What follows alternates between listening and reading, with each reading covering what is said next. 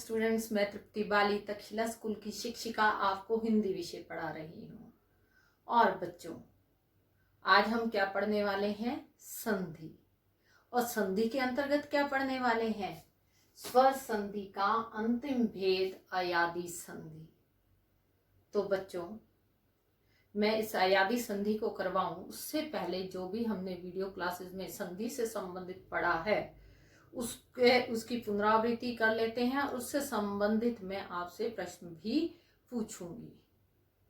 हमने पढ़ा संधि, दो निकटवर्ती वर्णों के मेल से जो विकार उत्पन्न होता है, जो परिवर्तन होता है, जो चेंजेस होते हैं, उसे हम संधि कहते हैं। तो संधि के कितने भेद बताए थे बच्चों? 3, स्वर संधि, व्यंजन संधि और विसर्ग संधि। और स्वर संधि किसे कहते हैं? दो निकटवर्ती स्वरों के मेल से जो विकार उत्पन्न होता है उसे हम स्वर संधि कहते हैं। इसके कितने भेद बताए थे बच्चों? मैंने 5। कौन कौन से बताए थे? जल्दी से एक बार। हाँ जी, सबसे पहला था दीर्घ संधि, दूसरा गुण संधि, तीसरा वृद्धि संधि, नंबर 4 यण संधि और नंबर 5 अयादी संधि। दीर्घ संधि। दीर्घ संधि का क्या नियम था बच्चों? अ के बाद आ जाए तो दीर्घ हो जाता है, मतलब आ हो जाता है। इसी तरह ई के मेल से दोनों समान हो, ई या ई में से कोई भी, तो ई हो जाता है। इसी तरह ऊ का है, ऊ हो जाता है, दीर्घ ऊ हो जाता है। गुण संधि में क्या होता है? जब अ या आ का मेल ई या ई से होता है तो ए हो जाता है। जब ऊ से होता है अ और आ का मेल तो ओ हो जाता है। अगर री से होता है अ और आ का मेल तो अर हो जाता है। इसी तरह वृद्धि संधि में क्या होता है बच्चों? वृद्धि संधि में अ और आ के साथ जब ए या ऐ का मेल होता है तो ऐ बन जाता है। इसी तरह अ या आ के बाद ओ या औ होता है तो इन दोनों का मेल हो जाए तो औ हो जाता है। ये है हमारी वृद्धि संधि। और यण संधि का क्या नियम था बच्चों? यण संधि का नियम था कि पहला नियम क्या था? पहला नियम था कि या ई के बाद क्या आ जाए बच्चों? अन्य कोई भी स्वर आ जाए। क्या आ जाए? स्वर। व्यंजन नहीं बोला बच्चों मैंने, स्वर। तो ई का क्या हो जाता है? य। और अन्य स्वर की मात्रा लग जाती है य। ये क्या है? पहला नियम। और दूसरा नियम क्या है बच्चों? दूसरा नियम है अगर इधर ऊ या ऊ होता है और प्लस में अन्य स्वर की मात्रा होती है, उसका मेल अन्य स्वर से होता है तो ऊ का व बन जाता है और व को अन्य स्वर की मात्रा लग जाती है। इसी तरह तीसरा क्या था बच्चों इसका नियम? इसका नियम था तीसरा हमारा, अगर यहाँ पर री होती है तो री का र हो जाता है और उसे अन्य स्वर की मात्रा लग जाती है। आया बच्चों समझ में? अब हम चलेंगे आगे। तो पहला प्रश्न है बच्चों, संधि विच्छेद कीजिए। अभ्यागत, मातृच्छा, दयानंद, अतीब, नवोड़ा, वनौषध। और दूसरा प्रश्न क्या है बच्चों?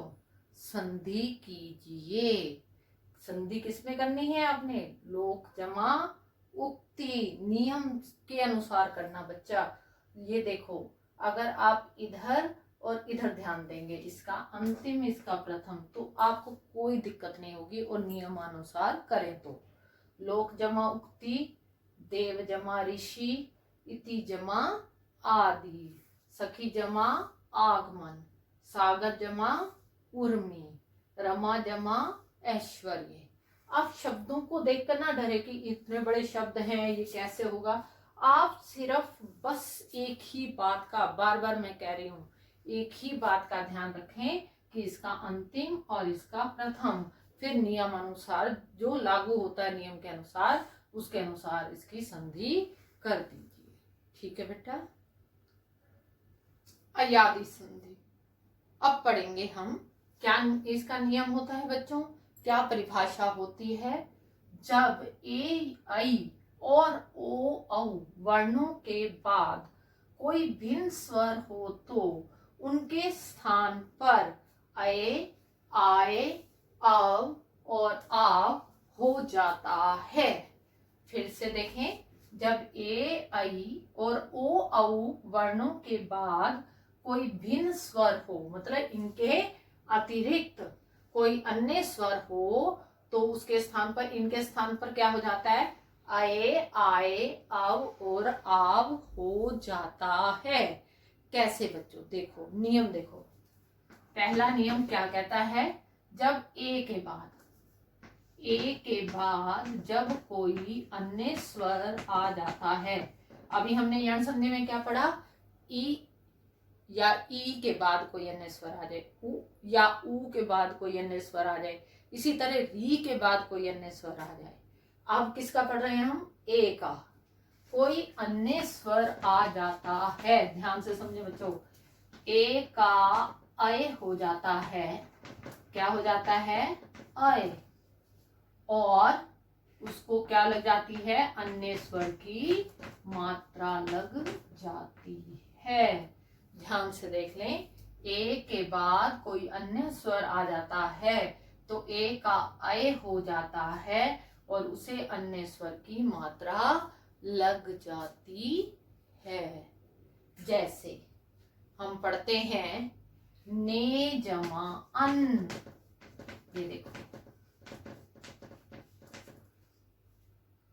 क्या बन गया, ये ना आधा रह गया बच्चों, हलंत वाला, कहेंगे हम व्यंजन हलंत के साथ हो गया ना, तो ये ए की मात्रा अय में परिवर्तित हो गई, तो क्या हो गया, अय, और प्लस में क्या है बच्चों, अन, तो य को अ की मात्रा मतलब अ लग जाएगा, मतलब कहने का मतलब कि ये अपने आप में पूर्ण हो जाएगा।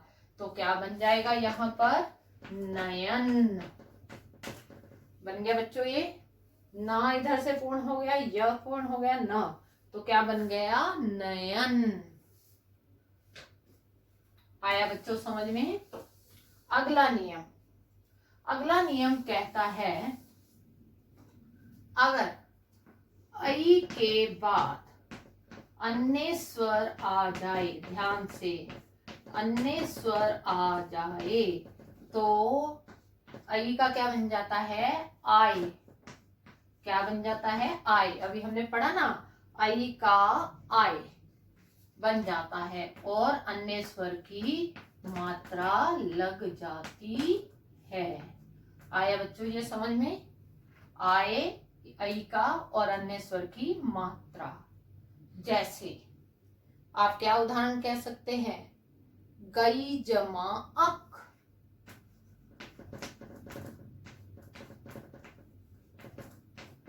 क्या बन जाएगा बच्चों, गई जमा अक, ग बना इधर। अब पहले हम इधर करते हैं, इसको समझते हैं बच्चों। इधर देखो, ये ग हो गया, आई का क्या बन गया, आई बन गया, और अक। अब देखो, ग क्या बन गया, गा, य क्या हो गया, पूर्ण हो गया, फिर आ गया क, तो क्या बन गया, गायक, क्या बन गया, गायक। नई जमा अक, इसी तरह क्या बनेगा, नई, नई जमा अक, क्या बन जाएगा, नायक। बन गया बच्चों। आया ये नियम समझ में, आ गया सभी को। आई के बाद जब अन्य स्वर आ जाता है, आई का आए और अन्य स्वर की मात्रा इसको लग जाती है। जैसे हमने किया, गई जमा अक, गायक, नई जमा अक, नायक। अगला नियम करें बच्चों। अगला नियम क्या कहता है इसी का, अब हम किस पर आएंगे, ओ पर। ये भी हो गया हमारा, ये भी हो गया हमारा। अब किसकी बारी है, ओ की। ओ स्वर, ओ के बाद बच्चों अगर अन्य स्वर आ जाता है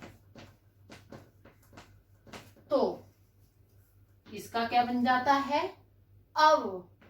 ओ का क्या बन जाता है, नियमानुसार अव बन जाता है, और ये अन्य स्वर की मात्रा लग जाती है। आया बच्चों समझ में ये, औ का अव अन्य स्वर की मात्रा। हम कहते हैं, अब इसे ध्यान से समझें आप, मैं कहती हूं, देखो बच्चों ध्यान से, भो जमा अन, ये भ हो गया बच्चों, ओ हटा दिया तो ओ का क्या बन गया, अव, और जमा अन मतलब मेल हो गया अब, तो ये क्या बनेगा, भवन। इसी तरह आप हवन का बना सकते हैं, हो जमा अन, तो क्या बन जाएगा, हवन। पो जमा अन, पवन। ठीक है बच्चों, ये समझ में आया।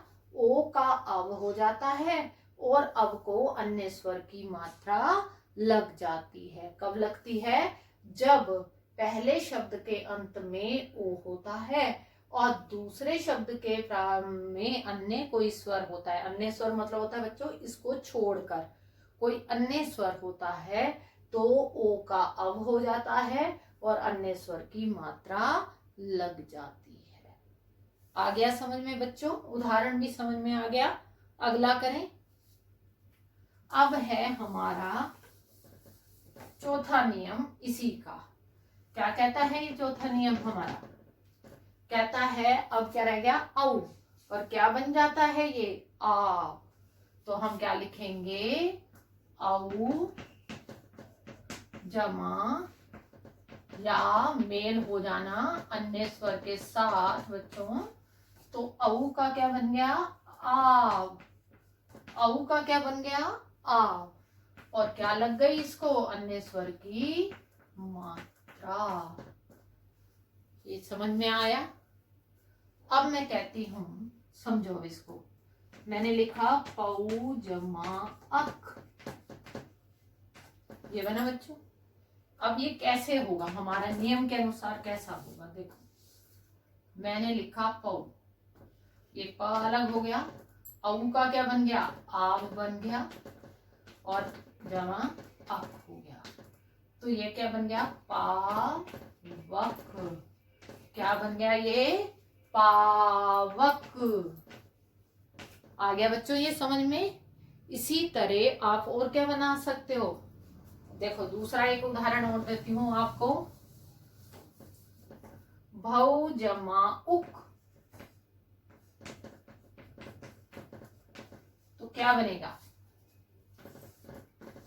ये भ हो गया बेटे, ये औ का आव हो गया, और उक मतलब उ की मात्रा लग जाएगी व को, तो क्या बन जाएगा, भावुक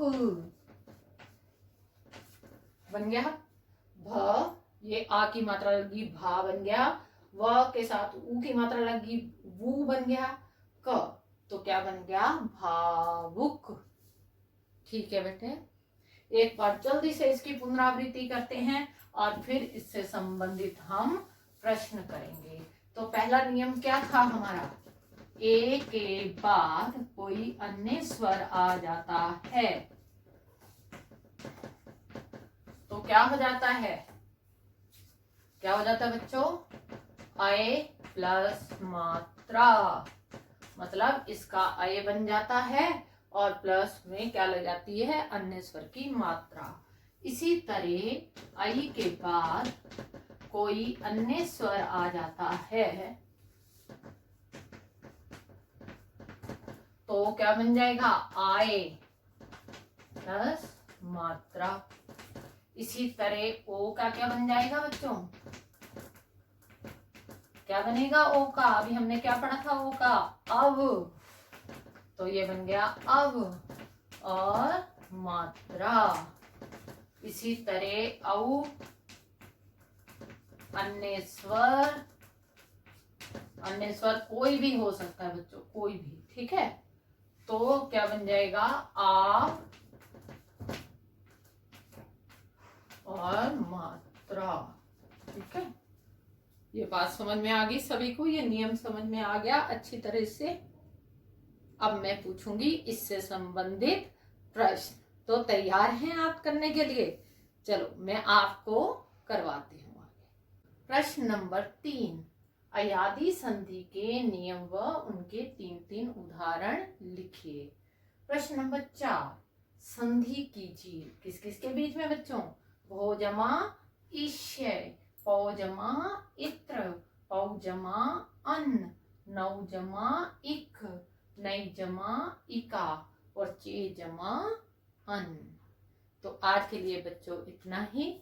धन्यवाद।